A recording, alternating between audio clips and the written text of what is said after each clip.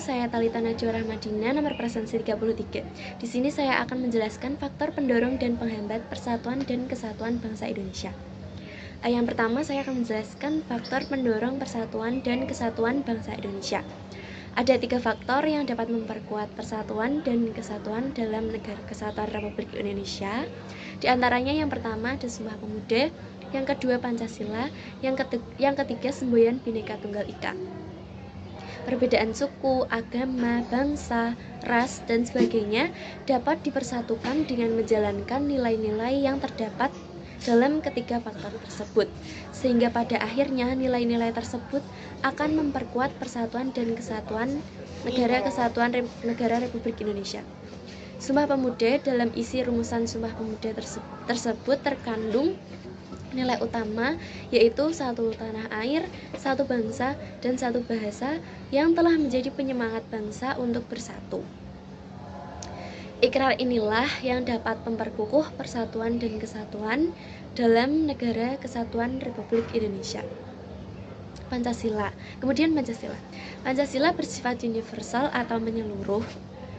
Artinya, nilai-nilai Pancasila tidak hanya diperuntukkan bagi penganut agama tertentu saja, tetapi nilai-nilai Pancasila berlaku dan menjadi pedoman hidup rakyat Indonesia tanpa memandang suku, bangsa, agama, ras, dan bahasa.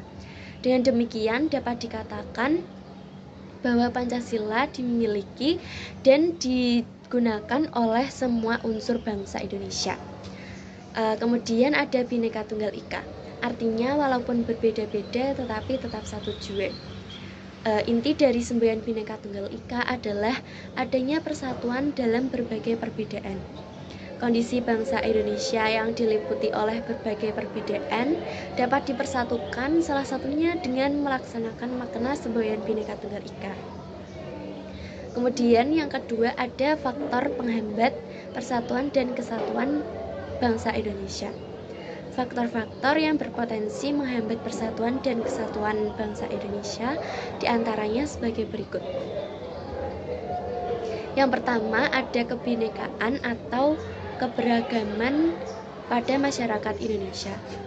Keberagaman dapat mengakibatkan munculnya perbedaan pendapat yang memicu lepas kendali tumbuhnya perasaan kedaerahan yang berlebihan yang dapat memicu terjadinya konflik antar daerah atau antar suku bangsa. Contohnya jika di sekolahan saja, misalnya kita berbeda pendapat dengan teman kita yang berbeda suku.